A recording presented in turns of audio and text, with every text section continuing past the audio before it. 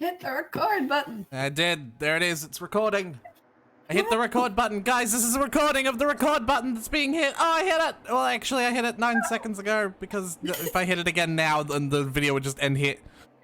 I should actually do that. I should just cut that part of the video and just upload that to YouTube. Yeah. Just title it, I hit the record button. Yep. So you can... Monokuma's voice is going to kick my ass. If you want, I can temporarily adopt Monokuma's voice. I might actually pass the torch to you for a bit. It is now 10 p.m. As such, the dining hall will be locked. Sleep tight. Don't let the bed bugs bite. You do it better than I do anyways. Hello, Saint Asterix. It's Gabe. Gaben has joined the chat. Gaben. Alright, let's just transition. So, where did we last leave off? What is happening? So we got through all of Leon's death and his trial, and we just did all of the free time. We got introduced to the new section of the school that had a library and a transphobic bathroom because it doesn't let you go in the bathroom that has the wrong... I have problems with that bathroom, okay? Mm-hmm. I'm still an idiot and haven't figured out the loophole with the rule. Yeah, if you're curious about that. You're not allowed to tell her, Gaben, if you know what I'm talking about. Regulations.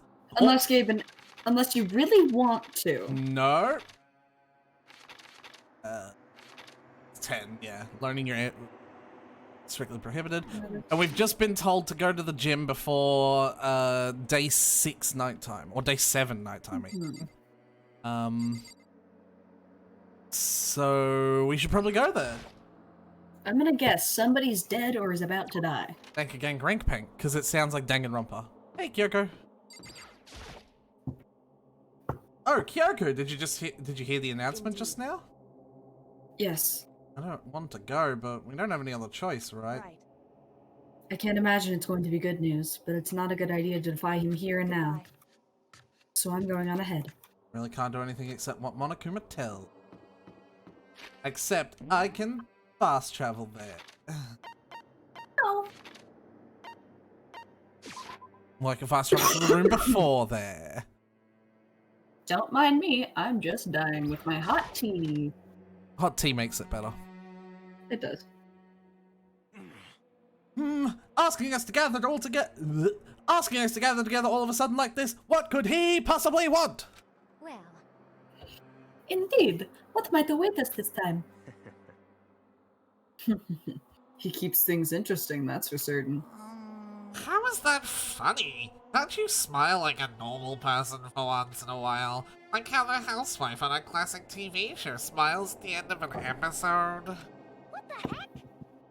There's something totally messed up with you if you can laugh at a time like this. Which of us is actually messed up, Huh? What's that supposed to mean?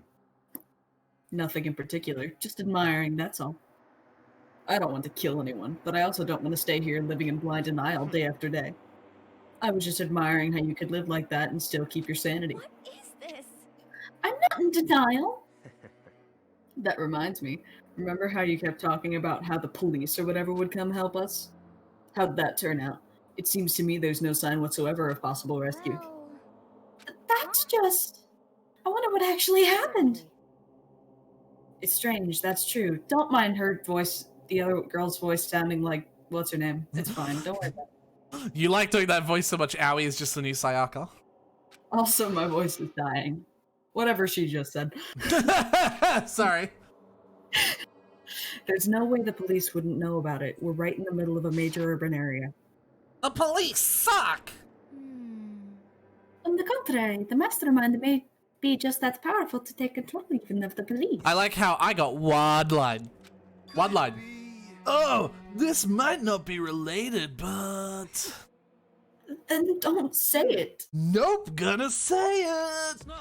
It's about last night. I was near the main hall, just staring off into space, when all of a sudden, I heard it. You heard what? A sound that I don't really know what it was. What kind of sound? Well, like I said, I don't really know. But if I had to describe it, it was like a construction site, I guess. A construction site? I mean, I could just be making this up. I only barely heard anything. And you definitely made it up. Must have just been the sound of the ocean in that head of yours. Say what? What you talking about, Tote? I have to assume that this is Monokuma. Yep. I need to hear a voice line or two from him to remember how his voice goes exactly. You know what I mean?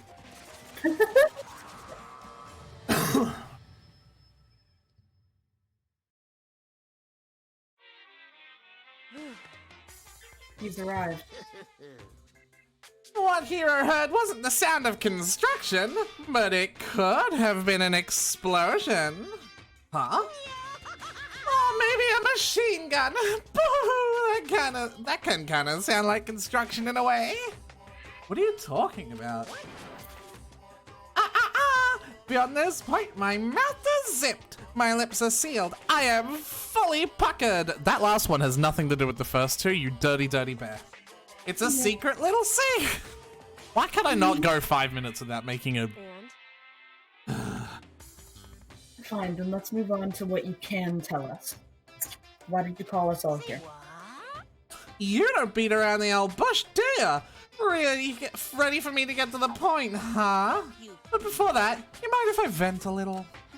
I'm low on energy these days. My stitching's even losing all its shine and luster.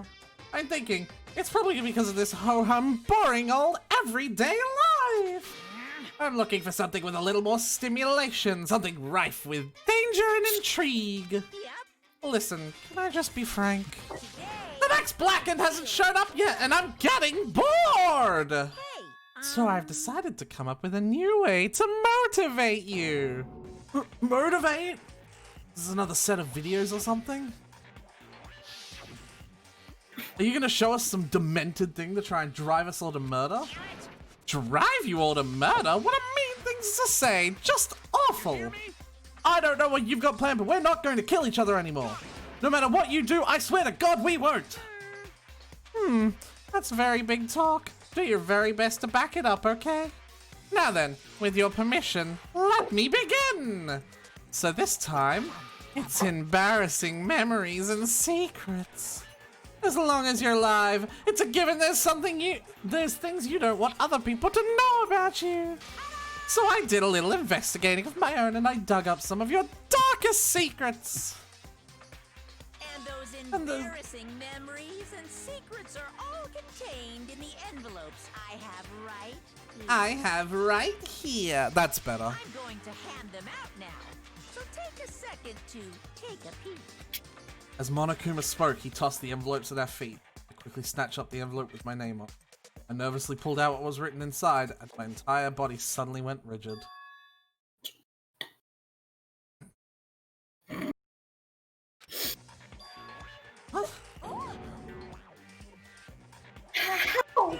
How did you find out about this? Everybody started talking at once. You have 24 hours. If someone doesn't become blackened by then, all of your deepest, darkest, most embarrassingest secrets will be exposed to the world. Maybe I'll roll by a crowded intersection in a van strapped with loudspeakers and spill the beans. Yeah, wouldn't that be so embarrassing? So that's what you meant by motivate. Yep, you got it. They're all pretty unpleasant, trust me. None of you want me to reveal that stuff, right? It's definitely something I'd rather people not know, but we'd never kill someone over something like this. Here's the thing, Makoto, your secret is not bad enough to warrant any reaction. Oh yeah, that is exactly it. Makoto went to bed, he'd just fucking say that. Some of these other fuckers' secrets are big. Oh yeah. Makoto is not like, it's gonna determine who's the biggest and who's more concerned about keeping things hidden. What did you say? He's right! Your plan is doomed to fail! No one's gonna murder someone for this kind of thing! This is kind Oh no. Is it because For better or worse, your memory is still a way to connect to the outside world. I have stuff I wouldn't want anyone to know no matter what, so I assumed you'd all be the same. Which is why I put so much effort in preparing this next motive. Man, you're saying you really won't kill each other over this stuff? This just sucks. Well, what can you do? Okay then, in 24 hours I'll expose all your secrets just to make myself feel a little better. So sad, so depressed, fare not well. With an almost convincing look of fucking hell. With an almost convincing look of depressed dejection on his face, Monokuma receded into the gym's den. I didn't know what to expect at first, but maybe we dodged a bullet on this one. I mean, yeah, having those secrets revealed is going to be totally embarrassing. But that's seriously not enough to give someone a reason to kill, right? Well, hers isn't that either. Good news, everyone! I have a brilliant idea! Why don't we just confess the secrets in those envelopes right here and now? We do that, any and all motive for murder will vanish. That's pretty smart, right? Okay, so my embarrassing thing is...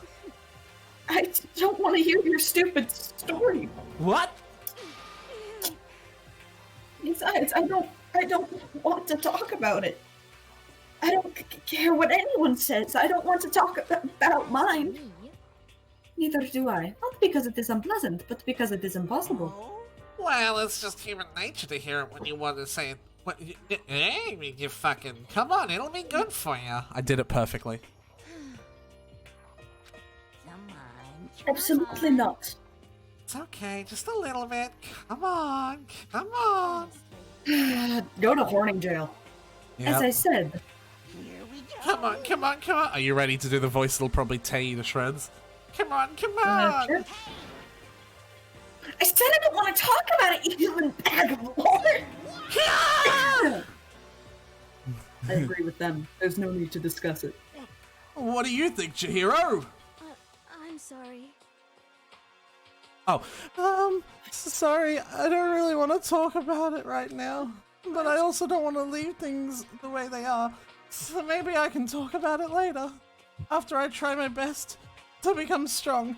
Then I can tell everyone. So, If you don't want to talk, you don't have to. I'm not super excited to talk about it either. That's true. Everyone's that much against it. Even if my bro's the one that suggests it, I gotta say no. Well, that's okay then. Either way, if it's just a few secrets, I'm sure nobody's about to kill anybody over it. I hope you're right. A secret's so bad you kill someone to keep it. Nobody's got something like that, right? Okay, I'll stop with all the secret talk, but each of us has 24 hours to get ready. Having our secrets exposed isn't gonna be fun, but it's not like we're gonna die because of it. So, don't do anything hasty. The way you keep repeating it kind of makes me worry even more. Oh, okay, sorry.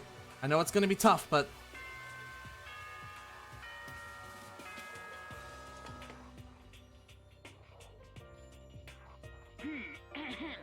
This is a school announcement. It is now 10 p.m. As such, it is officially nighttime. I'm just practicing. The dining hall will be locked, and entry at this point is strictly prohibited. Sweet dreams, everyone. Good night. Sleep tight. Don't let the bed bugs bite. I fucking love Makuma. Just drinking, sorry. Good. Nighttime already, huh? Okay, let's call it a day. Of course. Good idea. Good idea. We need to prepare for tomorrow. I was left with an anxiety I just couldn't shake, but we left things as they were and left things as they lay. One by one, we headed back to our dorms. Secrets or memories you don't want anyone to know about. A way to connect with the outside world. Honestly, all that crap Monokuma was spouting didn't have any effect. There's no way anyone would kill over stuff like that. At least, that's what I thought. Maybe I was just being optimistic, which is probably why, without too much of a struggle. Jeez, I'm more tired than usual. Super tired today.